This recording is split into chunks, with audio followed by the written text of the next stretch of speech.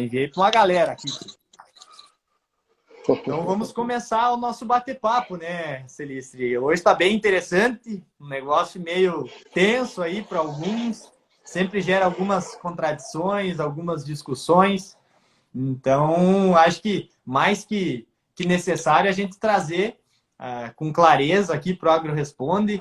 Esse nosso vídeo agora, essa nossa live vai ficar salva por bastante tempo aí, para o pessoal poder acompanhar, quem não está podendo nos acompanhar nesse momento. Depois se transforma em podcast, vai lá para o YouTube também. Então, a difusão é grande do conteúdo. Tá bem. Show de bola. Então, te apresenta aí, Alexandre. Conta um pouco para a moçada aí o que tu vem fazendo, de onde é que tu é, com o que tu trabalha hoje aí. Bueno, Diego, é um prazer, antes de mais nada, estar aqui. Acabei... O Albenir Cherubini acabou nos linkando aqui, né, tia? E aí eu já te acompanhava lá por uma live que ele tinha feito, gostei. E aí depois acabei recebendo o convite e fiquei muito faceiro. Mas assim, agradecer aí a presença do pessoal que está ingressando, dizer que sejam muito bem-vindos. E como eu tinha falado para o Diego um pouco antes, isso aqui, na verdade, é um bate-papo. A proposta não é dar palestra, é simplesmente conversar. Até sair um pouco do juridiquês para que a gente possa ter uma proposta de uma conversa muito mais inclusiva para que todo mundo preste atenção e entenda bem o que eu estou querendo transmitir junto com o Diego aqui. Mas só para que o pessoal tenha uma ideia assim, de quem eu sou, por que eu estou falando aqui, é o seguinte: eu sou advogado, eu tenho pós-graduação em processo ambiental pelo IDC e pós-graduação também, lato sensu, em direito agrário e ambiental aplicado ao agronegócio pelo IUMA, e eu sou mestre em agronegócio pela URGS e agora estou cursando o doutorado. Iniciei agora esse ano, estamos aí por aulas em EAD e faço parte também, com muito orgulho, lá no CEPAM, faço parte também do grupo de estudos do NESP, sob orientação do professor Júlio Barcelos. E isso acabou gerando essa facilidade com que eu pudesse juntar duas paixões minhas. O direito, que é pela parte da família do meu pai, do meu avô, e o campo, que é pela parte da minha linha materna, digamos assim. Lá na Fazenda Santo Antônio, agora nós estamos na transmissão para a 5ª geração. Então, a Estância Velha, a parte nova do sobrado, que é o casco lá da fazenda, é de 1908. A parte antiga é mais velha ainda, mas a gente evita falar porque a gente não tem como documentar isso.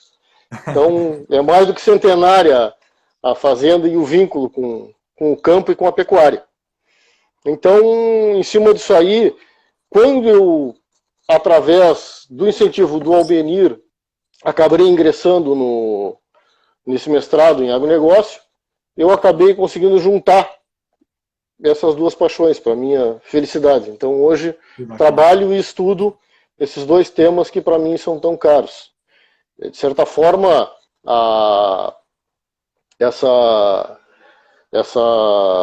como é que eu vou te dizer, esse vínculo que eu tenho, tanto com um lado quanto com o outro, acabaram gerando essa pesquisa, isso que nós estamos conversando aqui hoje, essa questão do direito relativo aos animais, é uma pesquisa que está no início, está no princípio, que vai ser a minha tese do doutorado, que trata exatamente do direito, as implicações do direito relativo aos animais na cadeia produtiva bovina, de carne bovina.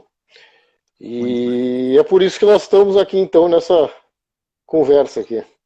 Eu preciso agradecer aqui ao Albenir, né, por nos ter colocado em contato, né, e também para contar para o pessoal um pouquinho do motivo dessa nossa live, do como ela surgiu, né? Foi meio de última hora, assim, a gente nem estava tão preparado, a gente já tinha eu tinha conversado brevemente com o Benir sobre o tema, e aí ele disse, não, nós temos que colocar aqui, falar com o Celistre, contar um pouco dessa questão sobre o direito dos animais e tal, e bom, e passou esse assunto com ele, né, conversando com ele. Só que aí, ontem, o pessoal da revista Globo Rural teve fazendo uma matéria sobre um assunto que tem uma relação grande com isso, né? Independente de impactar ou não, né, Alexandre, a gente decidiu por bem trazer um pouco desse assunto para cá, para o AgroResponde, esclarecer alguns pontos para o pessoal, porque muita gente acaba desconhecendo, né, esse olhar, né,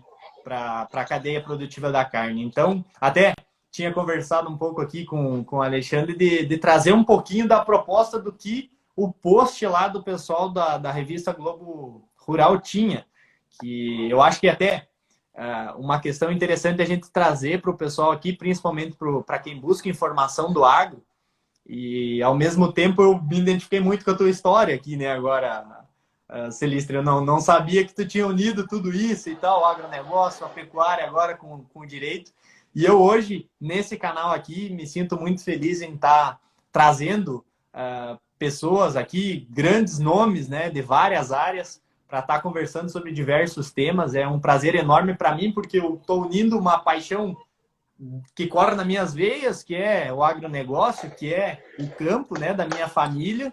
Venho da roça, sou da roça, né, e hoje eu consigo unir isso com a comunicação para trazer para os amigos, para o Brasil, para o mundo inteiro, essas informações para cá. Então, me deixo muito feliz também, só para deixar o registro, né, Alexandre?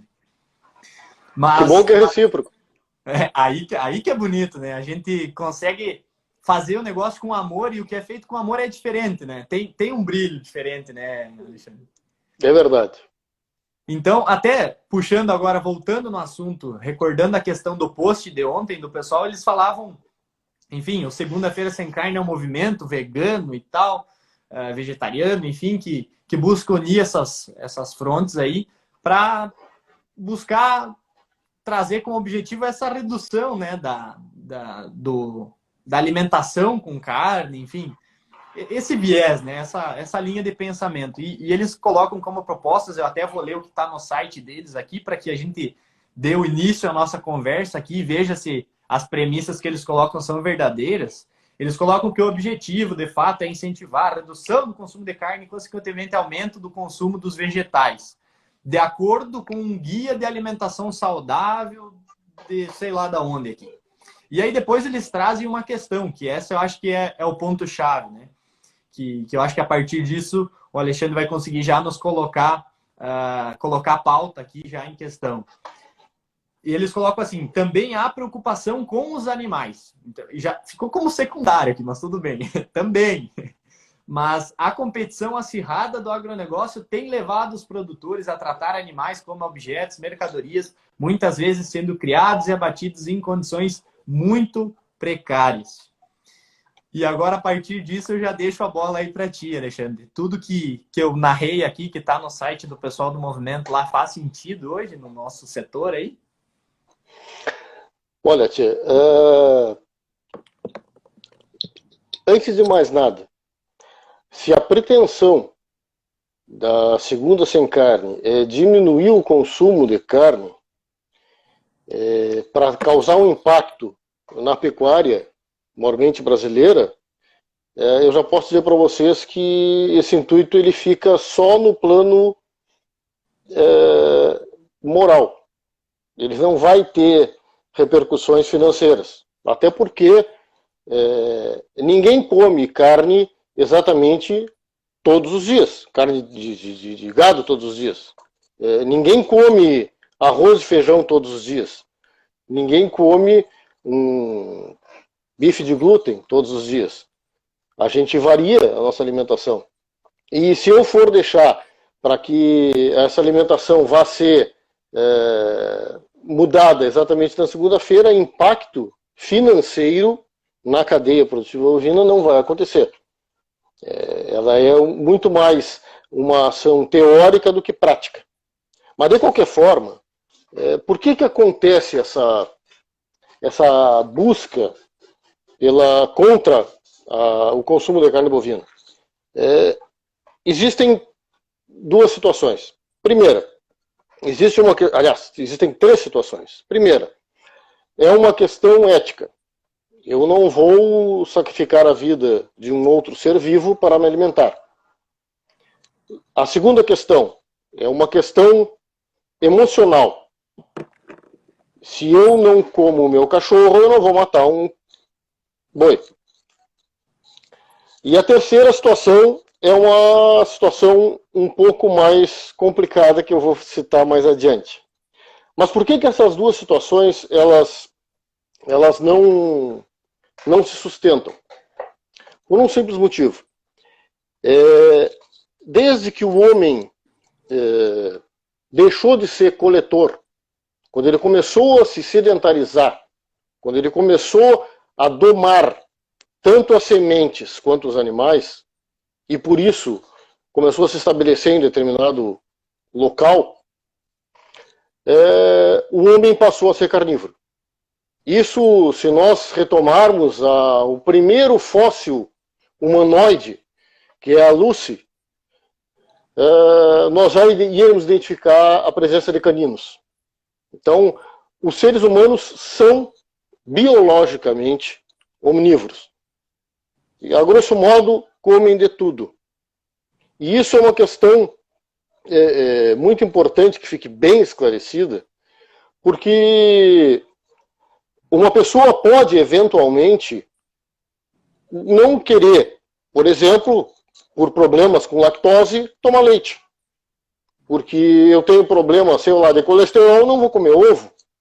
Então, existe uma série de circunstâncias que eu posso restringir a minha alimentação. Como, por exemplo, alguns podem, eventualmente, não quererem comer carne. Sei lá, não me faz bem. Isso acontece, é natural, é normal.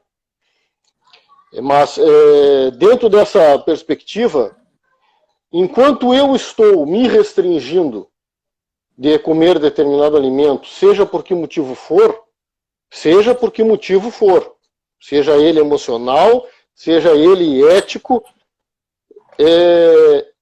tudo bem.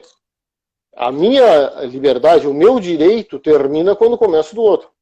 Agora, no momento em que eu tento impor esse tipo de alimentação, esse tipo de dieta para os outros, aí eu estou começando a ser um déspota. Porque eu parto do pressuposto que a minha ética e a minha moral são superiores às dos outros.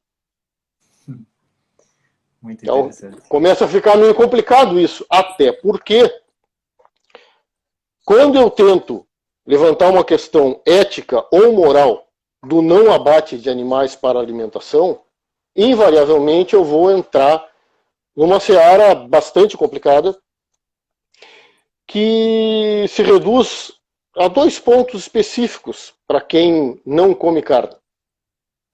Primeiro, biologicamente ela não é natural.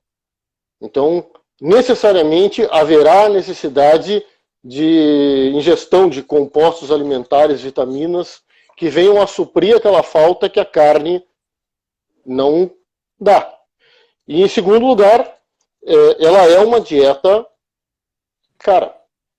Isso é um fato. Até, de certa forma, cretino dizer isso. Mas se eu chegar numa vila, se eu chegar numa favela, e convidar o pessoal para comer salada, eu convidar o pessoal para comer churrasco, eu não tenho dúvida do que eles vão preferir. E da mesma forma, e aí entra o maior absurdo, a gente pode ver a questão de que existem pais que são veganos, são vegetarianos, e pretendem que esta alimentação seja adotada pelas crianças que estão em fase de crescimento. E o que a gente vê é que são crianças que acabam, infelizmente, ficando subnutridas, crianças que ficam com deficiência, e que acaba gerando problemas de saúde para essas crianças. E aí entra o maior absurdo, da mesma forma, inclusive com seus pets. Deixam de dar proteína animal, tanto para cachorro quanto para gato. E esses animais ficam doentes. E estão indo contra a sua própria natureza. Impostos por uma pretensa ética que um vegetariano, um vegano, coloca para cima de quem nem sempre tem essa pretensão. O que acontece? Eu, particularmente, não tenho absolutamente nada contra quem não gosta de comer carne. Da mesma forma como quem não gosta de tomar leite, como eu tinha citado, quem não gosta de comer ovo. Simples assim. Eu gosto de comer vegetais. Faz parte. Agora, da mesma forma, se nós formos pegar uma questão científica, se nós formos estudar a fundo, existe sim uma questão nutricional, por sermos, como eu tinha falado anteriormente, omnívoros, de que a gente sim, seres humanos, comem carne. Isso é natural. E, além disso, é uma coisa facilmente constatada pelo seguinte: todos os países que entraram em um maior desenvolvimento, acabaram aumentando o seu consumo de carne bovina. Isso é um fato. Não há como fugir disso aí. Então, respeito quem resolve entrar numa dieta dessas, não vejo problema nenhum. Cada um sabe de si. Eu não pretendo impor a ninguém que deva comer determinado tipo de alimento. Agora, o absurdo é se pretender, através, inclusive, de uma questão mercadológica, que se parasse de comer carne nas segundas-feiras. Sendo que eu posso te garantir, isso aí, num primeiro momento, não causaria um impacto à cadeia produtiva de carne bovina. Então, né, Alexandre, agora eu estava pensando aqui enquanto você comentava,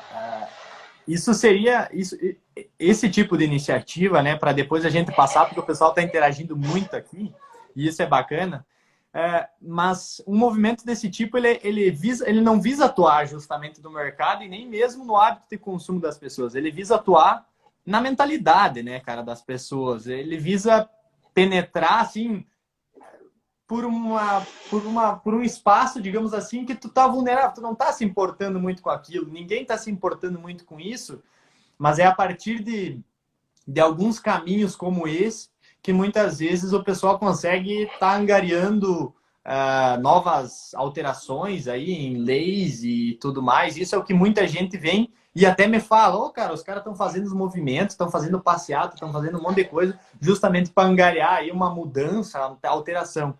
E aqui até o pessoal vem comentando, a Evelyn, ela coloca o seguinte, concorda com o início aqui do nosso papo, e ela coloca: o veganismo, assim como o carnismo, não deve ser impostos, mas é importante a visão para ambos, justamente. A gente traz aqui essas questões, e a gente vai falar agora do que está mais voltado ao direito, porque essa é simplesmente uma introdução justamente para esse nosso tema, né? O motivo da nossa conversa. E aqui a Gisele, ela coloca o seguinte, agora tu vai atuar, acho forte aí, Alexandre. Ela fala o seguinte: porque os animais, eles também são sujeitos de direitos de acordo com a CF e o Decreto-Lei 24645-34. Aí eu acho que eu já deixo aberto para ti colocar essa questão aí, já que tá dentro já do assunto, né? Tá bem. Não, mas antes disso, eu com todo respeito, eu vou discordar de ti em uma circunstância, do que tu começasse a dizer, de que nem todo mundo está preocupado com a questão do bem-estar animal, que a segunda sem carne não iria impactar nesse sentido. Nesse sentido, sim, ela impacta, mas não pela segunda sem carne, e sim pela preocupação com o bem-estar. Mas o que acontece? A gente tem uma ideia equivocada em relação à pecuária brasileira. Não só brasileira, mas é o assunto que nós estamos falando aqui hoje, né? O que acontece? Antes de mais nada, se nós formos analisar de uma maneira bem fria, tá? Não conceder bem-estar para os animais dos quais eu tenho o dever de cuidado, dos quais eu tenho como meios de produção e da onde eu vou tirar o meu dinheiro como pecuarista, é uma burrice e é contraproducente. Simples assim. Então, se eu não deixar os meus animais numa situação confortável, se eu não cuidar da saúde deles, eu vou sentir isso no bolso. E eu seria muito burro se eu deixasse que isso permitisse. São duas situações bem diferentes. Uma coisa é a vida daquele animal. E outra coisa completamente diferente é o abate. Só que, mesmo assim, eles estão defendidos legalmente aqui no Brasil. Tanto o bem-estar animal é uma obrigação do Estado e dos cidadãos, quanto a exigência de que esse abate seja humanitário. Então, existe sim essa preocupação em relação ao bem-estar animal, sim. E é uma preocupação bem contundente dentro da pecuária que está acontecendo. Eu não vou dizer para vocês, não vou ser hipócrita de dizer para vocês que eventualmente não acontecem alguns desmandos, que eventualmente tem gente que não cuida bem dos animais. Em toda e qualquer profissão, sem exceção, existe o bom e o mau profissional. Existe o bom e o mau advogado, existe o bom e o mau engenheiro, existe o bom e o mau agrônomo, existe o bom e o mau lixeiro e pode também existir o bom e o mau pecuarista. Agora, a generalidade não é o que acontece. Exatamente, nem que seja, em última análise, por essa questão financeira. Mas, entrando nessa questão, acho que foi a Gisele que falou, né? De sujeitos e direitos. Olha, Gisele, eu, com toda a vênia, sou obrigado a discordar de ti. Em nenhuma linha da legislação brasileira, aliás, em nenhuma linha de nenhuma legislação mundial, e eu posso dizer isso porque eu fiz um estudo de direito comparado para minha tese, para minha dissertação de mestrado, existe absolutamente em nenhuma lei no mundo inteiro caracterização dos animais como sujeitos de direitos ou como possíveis de obter personalidade jurídica. Os ordenamentos jurídicos mais avançados que nós temos no mundo, diria hoje que são o alemão e o brasileiro.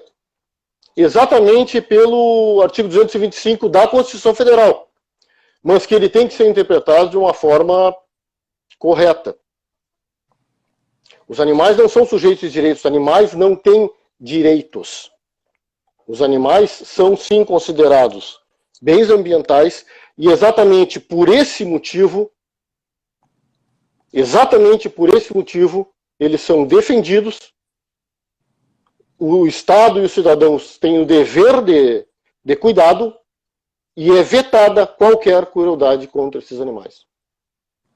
Porém, isso é completamente diferente de pretender se relevar ao ponto em que esses animais tenham direitos ou possam ser sujeitos de direitos.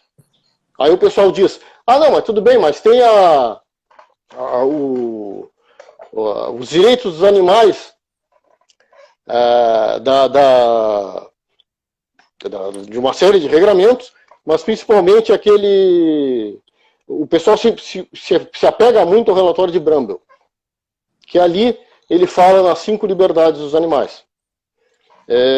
Essas liberdades, agora de cabeça, não sei se eu vou me lembrar, mas são a liberdade fisiológica, que é para que esses animais sejam livres de fome e de sede, a sanitária, para que eles sejam livres de qualquer doença, qualquer ferimento que não seja curado, a ambiental, que para que os alojamentos nos quais eles se encontrem, sejam alojamentos adequados, sejam alojamentos que não venham a ferir esses animais.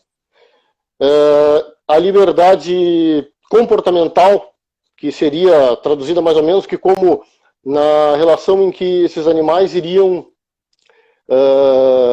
ficar na melhor maneira que eles pudessem se comportarem se livres estivessem. E por último, existe a liberdade psicológica, que na realidade é mais importante. É exatamente a que é tomada por esse pessoal que tenta colocar os animais nessa situação um pouco diferente. Até aproveitando aqui o momento, Alexandre, a Érica aqui, ela coloca assim, aonde está o direito animal? Ela achou que era o tema da live, mas de fato é.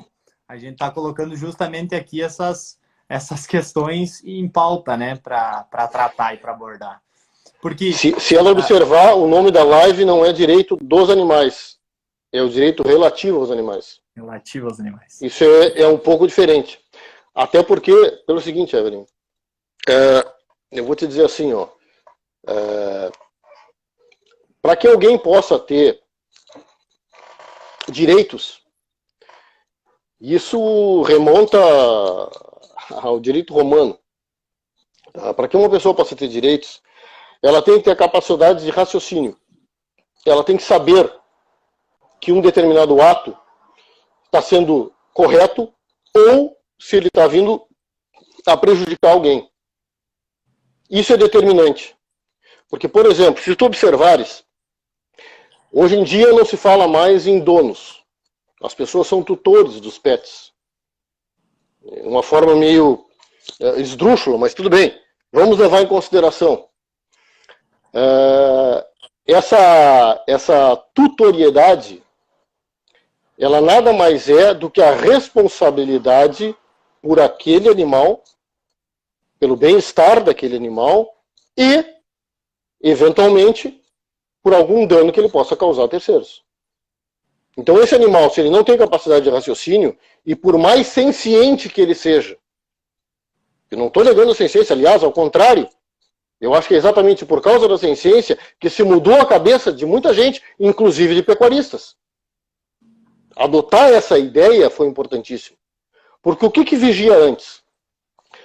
Se nós formos remontar lá ao direito romano, os animais eram tidos como o que se chamava de, desculpe o latim, mas res nullius, que era a coisa de ninguém que estava solta, que era passível de apropriação. Então, se eu achasse um animal solto, eu podia tanto sacrificar ele, matar ele, como eu podia me apropriar dele como um meio de produção.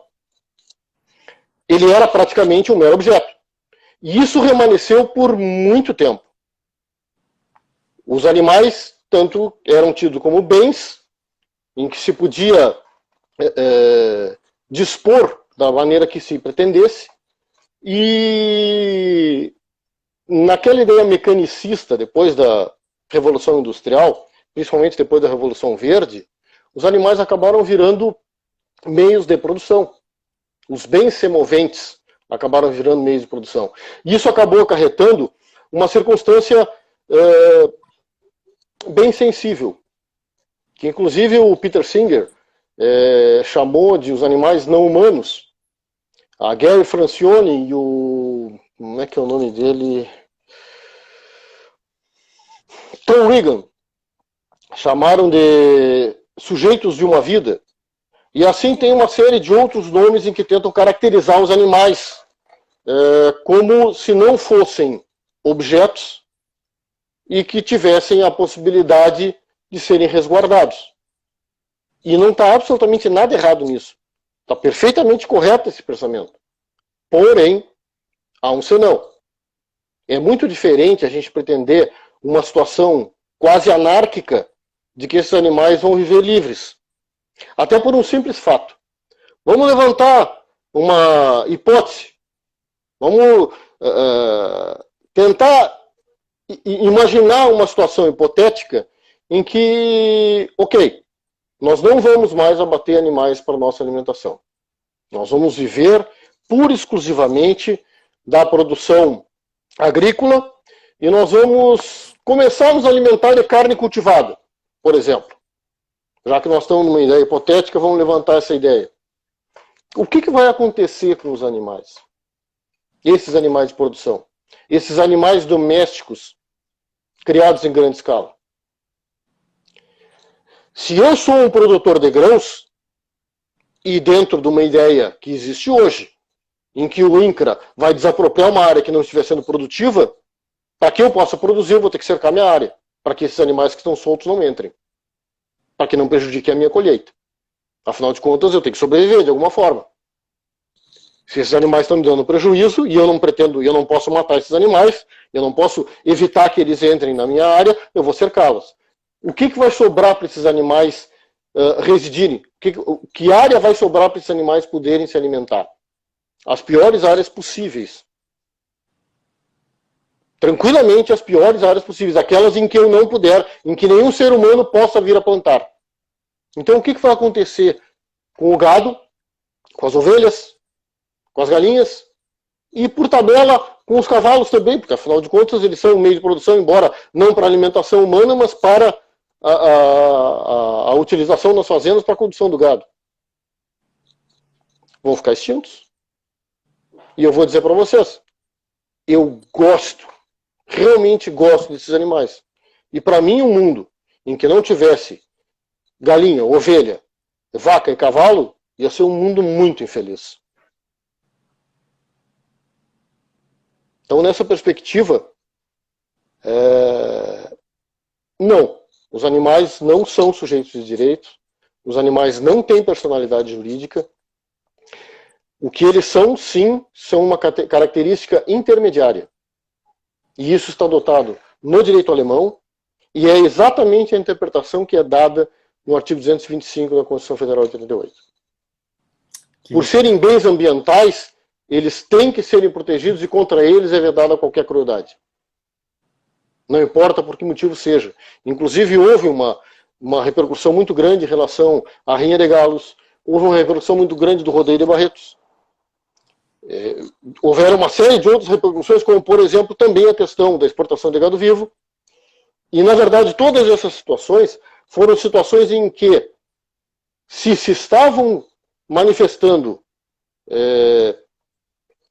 contrariedade a maus tratos, perfeito.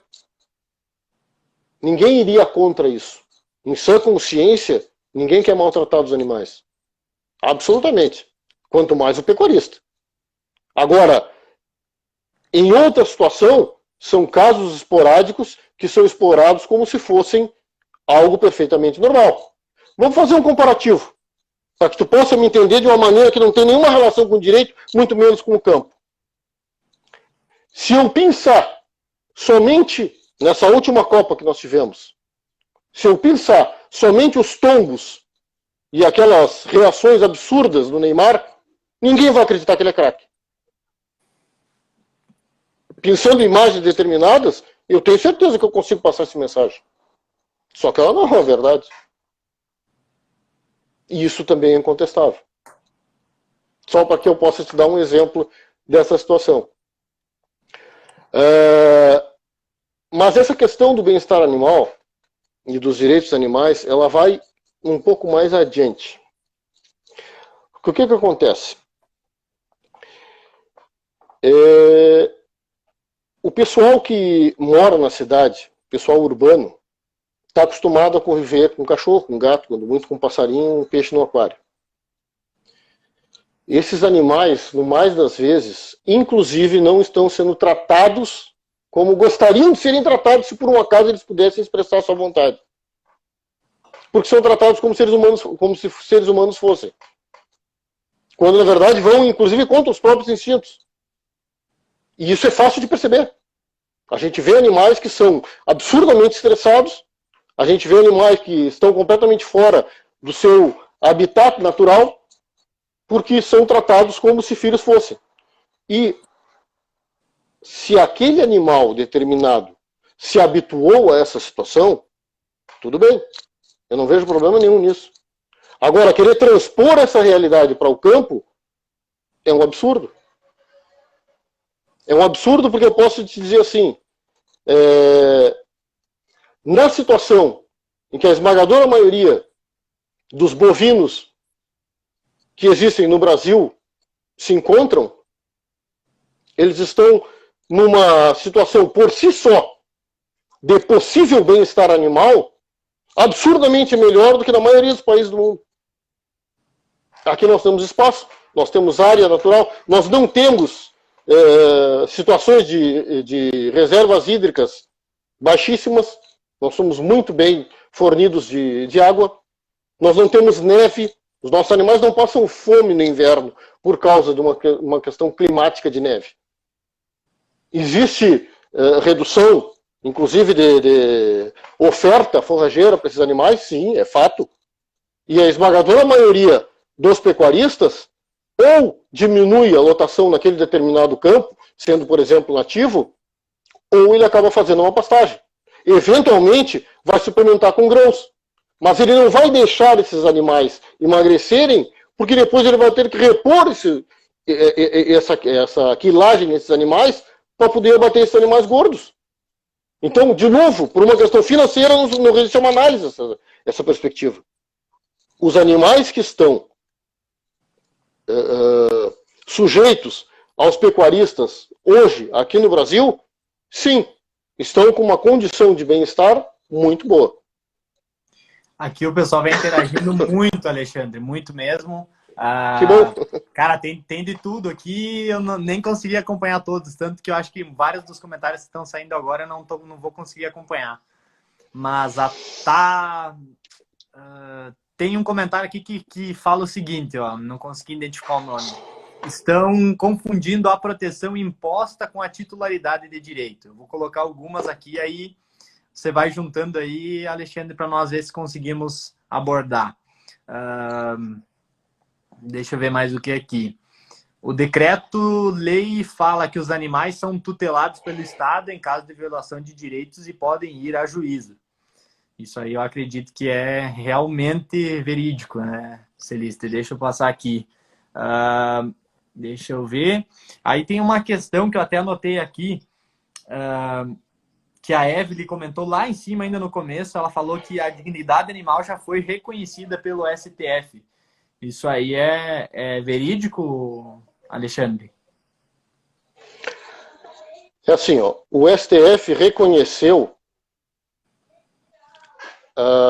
a fauna, ou seja, a coletividade, e não o ser individual, como um direito de terceira geração.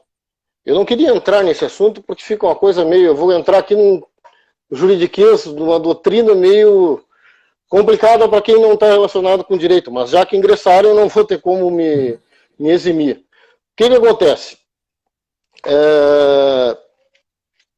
Existem direitos ao menos tidos como primeira, segunda e terceira geração. Tá?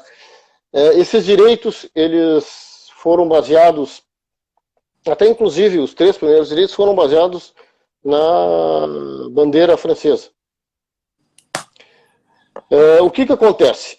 O que se fala é que haveria um suposto princípio de igualdade. Tá? Não há um princípio de igualdade. Não existe nenhum animal que, por si só, individualmente, vai ingressar com uma ação judicial. Ele não tem personalidade jurídica. Ele não é um sujeito de direito. O que pode acontecer, por exemplo, é que o Ministério Público, porque alguém está perpetuando algum crime ambiental, exatamente por estar, em bom português, judiando de um determinado animal, pelo que ele representa na coletividade, sim, poderia ingressar com uma ação para proteger aquele indivíduo. Vai proteger aquele indivíduo para que essa situação seja espalhada, para que essa situação seja espelhada na coletividade, mas não individualmente. Interessante. Aqui continuam os comentários e aí falam a seguinte questão também. São inúmeros os países que hoje já reconhecem essa questão dos animais como sujeitos de direitos. Não. Nenhum país, absolutamente nenhum país, tem nenhuma legislação que reconheça direitos aos animais. A única legislação que fala em direitos dos animais é aquela da Unesco, que na verdade nem é da Unesco, foi proclamada na Unesco. mas que, na verdade, nem mesmo chega a ser uma legislação. Ela não é uma legislação por um simples fato. Ela não chega a passar mais do que uma carta de princípios. Para quem estuda o direito, vai chegar nessa conclusão. Então, aquela pretensa situação em que os animais teriam direito, não existe nenhuma legislação no mundo, e eu desafio quem tiver essa legislação para me alcançar, porque eu tenho todo o interesse em inclusive, estudá-la. Porque eu imaginava que, sei lá, de repente na Índia, já que a vaca é sagrada, poderia haver alguma coisa nesse sentido. Projeto-se lei. Lei promulgada, não. Então, em todas elas existe a proteção aos animais como bens coletivos. Mas não como sujeitos de direitos. O pessoal até coloca aqui que acaba sendo surreal imaginar que um animal seja sujeito de direito. E aí vem o nosso amigo Albinir e ele coloca: os animais eles não podem ir a juízo em nome próprio. Exatamente. Então é uma questão.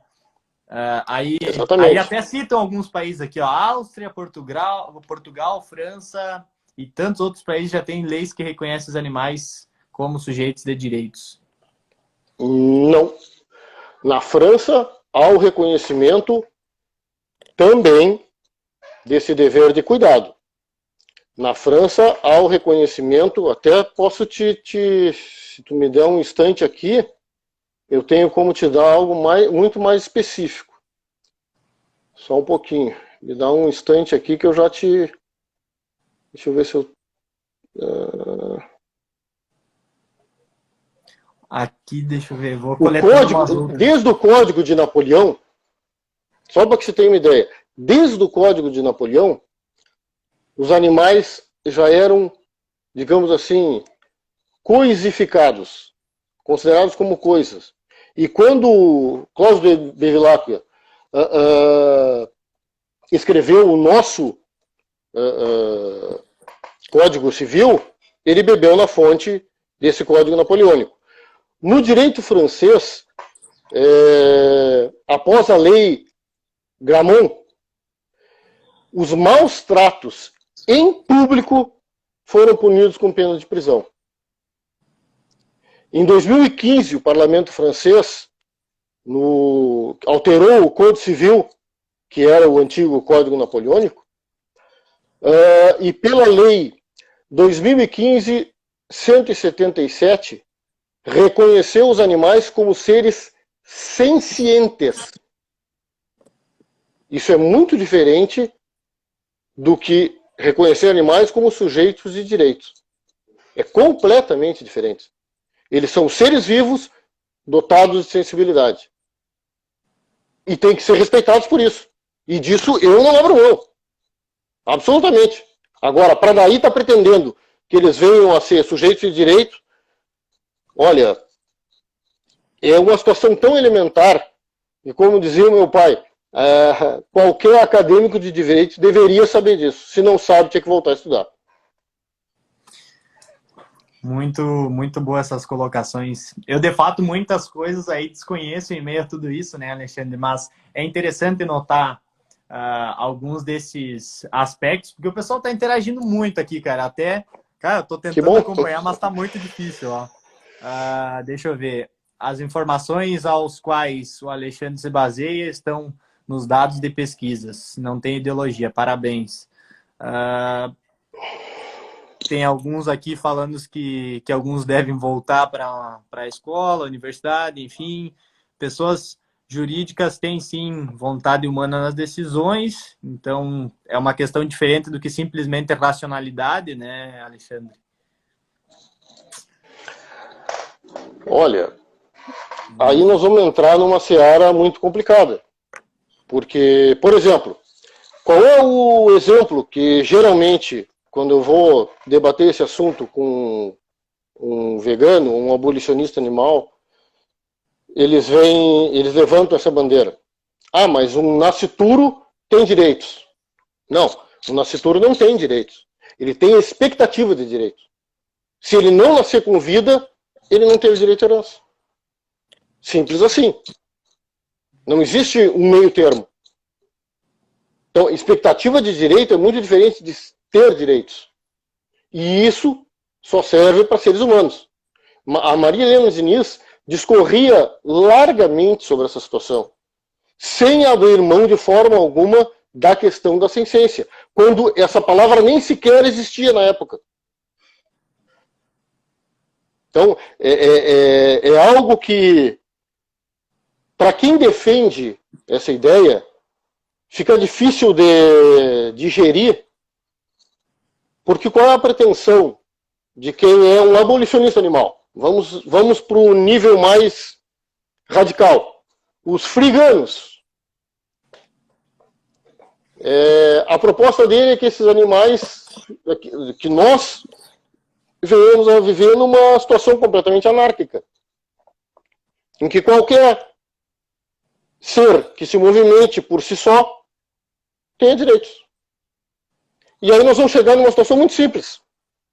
O direito do mais forte.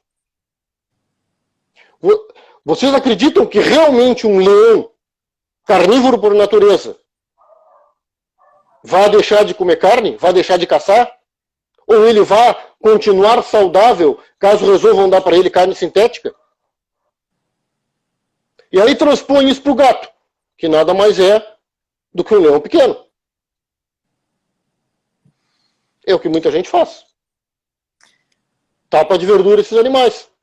E aí esses animais ficam doentes, vão parar na veterinária e ninguém sabe por que esses animais estão assim. É muito simples. Eles estão indo contra a própria natureza. A natureza, ela é bruta por si só. Infelizmente. Para quem convive com o campo, sabe disso. Quando um animal morre no campo, ele não fica sendo cercado pelos seus entes queridos esperando que ele morra. Ele morre abandonado. Para quem nunca viu um corvo ou um gavião furando os olhos de um cordeirinho que está desamparado porque a mãe se afastou por causa desse corvo, não sabe o que é crueldade. Só que isso é a vida no campo. Infelizmente a natureza é assim. Nós não temos como tentar torcê-la, porque talvez ela vá ficar mais bonitinha.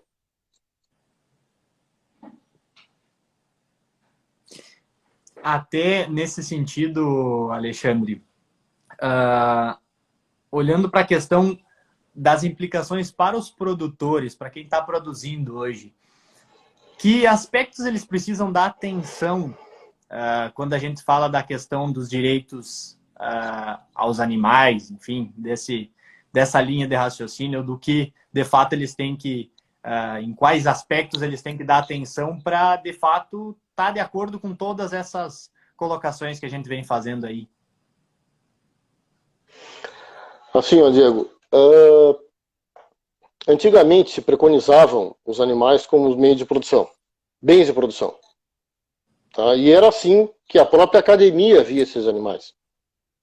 As vacas tinham que produzir um terneiro por ano, tinham que amamentá-los bem e eles tinham que ser desmamados com um peso determinado, alto, para que eles continuassem tendo uma, digamos assim, uma carreira de engorde cada vez mais crescente, para que se pudesse otimizar essa situação desse pequeno animal. Tudo bem. Desde que eu trate bem esse animal, eu posso fazer isso. Não existe mal nenhum nisso. Desde que sejam respeitados os preceitos de bem-estar animal. Mas aí volta para aquilo que eu tinha falado lá no início. A questão do bem-estar animal, ela é muito importante para o próprio produtor. Porque é contraproducente ele não cuidar desses animais. Ele vai sentir no bolso esse prejuízo. E por mais que se tenha uma pretensa ideia de que o homem do campo seja ignorante, olha, meus amigos, não é mais assim. Eu não sei bem quem disse isso, mas antigamente se dizia para o filho: olha, meu filho, se tu quiser sair daqui do campo, tu vai ter que estudar. Hoje em dia, o que se diz para os sucessores no campo é exatamente, olha meu filho, se tu quiser ficar aqui tu vai ter que estudar. Porque produzir no campo, na atividade agrária, é bem difícil. E é mais difícil do que a maioria dos empreendimentos aos quais o homem urbano se aventura. Porque quando a gente está envolvido com a atividade agrária, a gente tem aquele risco climático, a gente tem aquele risco biológico. Se vier uma seca, eu posso perder minha produção, decair muito com ela. Se, por exemplo, há um surto de aftosa, eu posso perder uma boa parte do meu rebanho. Se eu não tiver um mercado, e é exatamente esse um dos principais pontos que o bem-estar animal acaba convencendo, que é exatamente a questão da exportação desses animais, ou da carne desses animais, quando são certificados como detentores de bem-estar animal. Então, por tudo isso, na realidade, sim, o bem-estar animal, a grosso modo, para a maioria dos pecuaristas no Brasil, é respeitado. Pode melhorar? Claro, sem sombra de dúvidas. Acredito que sim também. E faço força para que isso aconteça. É exatamente para isso que eu estudo. Por exemplo, se nós formos analisar a questão da exportação de gado vivo, não existe absolutamente nenhum plano de contingência para o caso de um acidente de navio, como já aconteceu. Não existe nenhum plano de contingência legal para isso. Isso é um absurdo. Temos que melhorar. Do que mais nós temos que melhorar? Bom, a questão do bem-estar animal, da questão do estresse, que vem a ser aquela quinta liberdade psicológica do Bramble. Naturalmente, nós temos que levar em consideração que um animal estressado é muito mais difícil de lidar. Um animal nervoso pode acabar se machucando por ele próprio. E se eu sou bom pecuarista, eu não vou deixar que isso aconteça. Qual é a vantagem que eu vou ter nisso? Mas o que acontece? As situações de crueldade, infelizmente, existem. Eu não vou, como eu disse antes, ser hipócrita de dizer que elas não hajam. Infelizmente. Mas elas não são absolutamente a maioria do que acontece.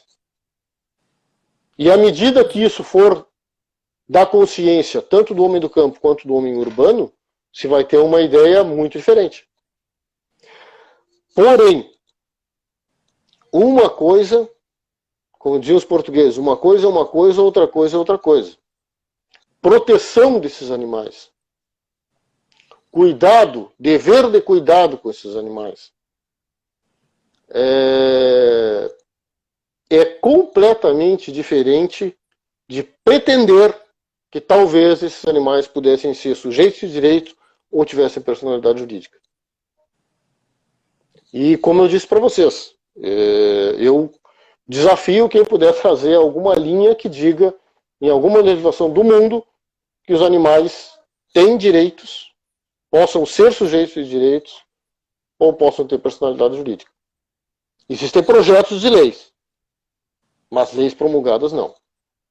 Até a própria Nova Zelândia e Austrália, que tiveram um decréscimo nas exportações de gado vivo, fizeram uma série de propostas em que quase alcançavam algo nesse sentido, mas nunca foram aprovadas. E por aí vai. No México também se fez alguma coisa nesse sentido, não se chegou a promulgar. No Egito, o castigo por atos de crueldade ou lesão intencional contra animais são pesados. E eu não estou dizendo que eles não tenham que ser, mas a gente sempre tem que ter um peso, um fiador. Eu não estou dizendo que a vida de um animal vale a mais do que a de um ser humano. E tanto é assim que na nossa legislação, por exemplo, para dar um exemplo bem característico para quem é pecuarista e está no campo.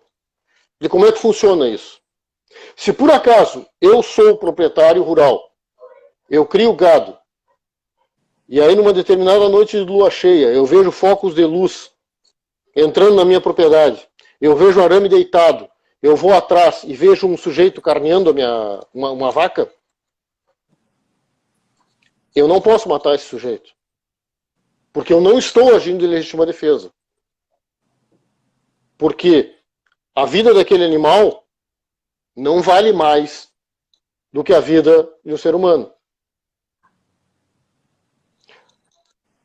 E se não houver uma ameaça daquele sujeito que está carneando, por exemplo, com uma arma de fogo ou algo do gênero, só aquela faca que ele está portando para carnear aquele animal não é suficiente para ser considerada como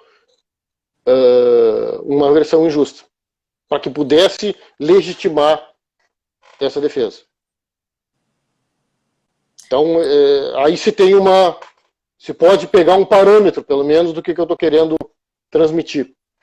Celistre, aqui o negócio passou voando, eu não consegui acompanhar metade das colocações do pessoal aqui. De fato, teve muita interação da moçada aqui. E eu acho que a gente vai ter que remarcar bem em breve uma live aqui, porque ficou muita questão que o pessoal acha que quer participar, quer entrar na live aqui conosco para trazer os seus argumentos, trazer os dados, de fato, as informações aí. O canal Agro Responde está aberto aqui, entre em contato conosco. Temos mais 1 minuto e meio aqui. Eu agradeço a presença de todos os que estiveram aqui na live. Fico muito feliz com a presença de vocês. Lamento por qualquer questão que possa ter surgido aqui no decorrer da live, Alexandre. Mas te agradeço demais pela tua disponibilidade em estar aqui conosco. Temos mais 1 minutinho. Olha, Diego, eu vou dizer que quem ficou lisonjeado fui eu. Fico muito satisfeito com a quantidade de amigos aqui que vieram me prestigiar. Agradeço a todos, eu não vou poder nominar porque vai passando ligeiro aqui, a gente não consegue acompanhar todos, mas e para que eu não deixe falha com algum, eu depois prometo agradecer. E de qualquer forma, eu deixo aqui o meu e-mail, que é valentecelistre@gmail.com. Depois, se tu quiser colocar aí, disponibilizar para o pessoal, tá à mão. E eu posso afirmar para vocês que eu estou aberto ao debate. Não pretendo ficar numa situação em que só eu diga o que eu penso, o que eu